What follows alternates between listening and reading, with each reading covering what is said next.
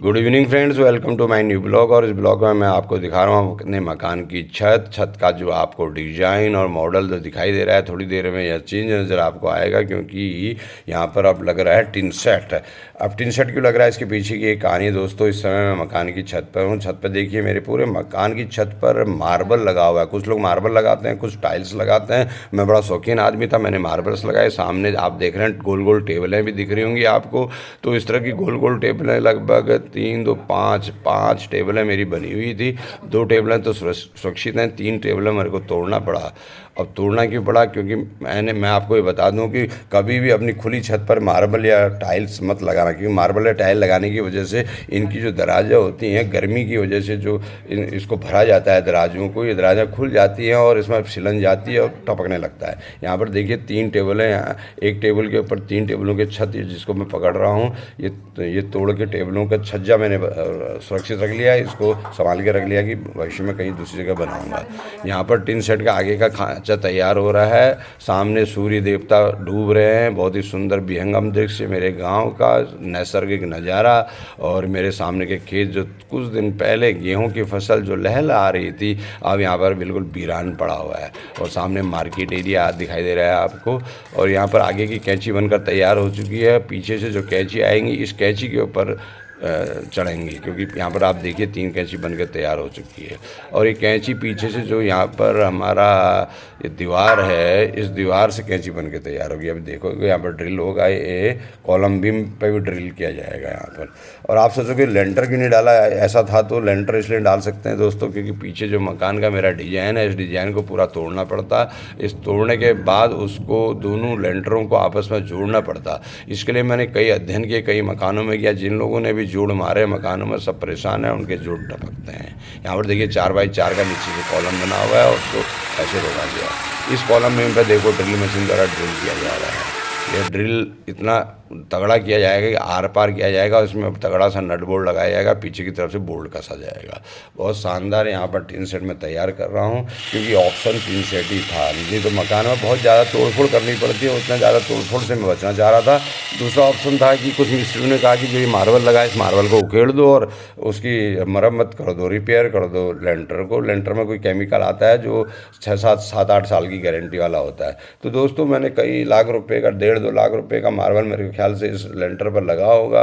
इतनी मेहनत से बनाया था, तो मैंने कहा इसको सुरक्षित रखने के लिए एकमात्र ऐसा ऑप्शन है कि इसके ऊपर मैं टिन शेड लगा दूं, और पानी टिन लग जाएगा तो पानी इस पर गिरने से बच जाएगा, जो मेरी सुरक्षा लेंटर की हो जाएगी। लेंटर में पानी न गिरे, ये मैं चाह रहा हूँ। यहाँ पर देखो कैंची बन के तैयार हो चुकी है, दूसरी तरफ टिन भी लग चुकी है। एक तरफ से टिन लग रही है, दूसरी तरफ से कैंचियाँ तैयार हो रही हैं। दोनों काम साथ साथ चल रहे हैं।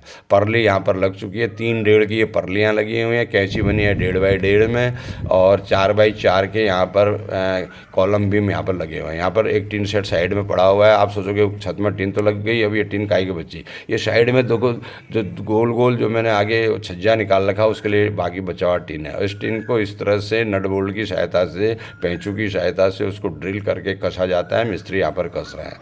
अब दूर से मैं घर का नज़ारा आपको दिखा रहा हूँ काम करते हुए। यहाँ पर मिस्त्री काम करते हुए यहाँ पर दिखाई दे रहे हैं, टिन सेट को का निर्माण कार्य करते हुए। टिन को बहुत ही मजबूती से यहाँ पर बनाया जा रहा है। और सबसे महंगी टिन 0.50 वाली मैं लगा रहा हूँ। यहाँ पर 0.50 वाली सबसे महंगी टिन यहाँ पर मिलती है। और इस साइड वाला टिन भी यहाँ पर तैयार हो चुका है, जो कि मैं बता रहा था। दरवाजे के आगे बड़ा सा छज्जा सीमेंट का निकला था, तो उसको भी ढकने के लिए मैंने साइड में ये टिन लगाया है। आगे की टिन अलग है, साइड वाली टिन अलग है। नीचे लाल रंग की जो टिन दिखाई रही है वो मेरा गैरेज है, और सामने खेत दिखाई दे रहे हैं। अच्छा, साइड की जब टिन हमने लगाई तो 8x12 की ये टिन है लगभग। तो यहाँ पर एक छोटा सा छेद बच गया था, इसको भी हमने यहाँ पर एक फ्रेम बना दिया। इस फ्रेम में भी एक टिन लगा के हम इसको भी पैक कर देंगे बारिश से बचने के लिए। तो बारिश अब कहाँ से आएगी। अब चारों ओर आपको नज़र आ रहा होगा खुला, तो आप सोचेंगे बारिश। अब यहाँ पर एक पतनाला भी बन रहा है सामने, देखो पानी जो टिन का बहेगा, तो इस पतनाले को तैयार किया जा रहा है। यहाँ पर क्लैंप तैयार हो रहे हैं। इस क्लैंप में इस पतनाले को फंसाया जाएगा।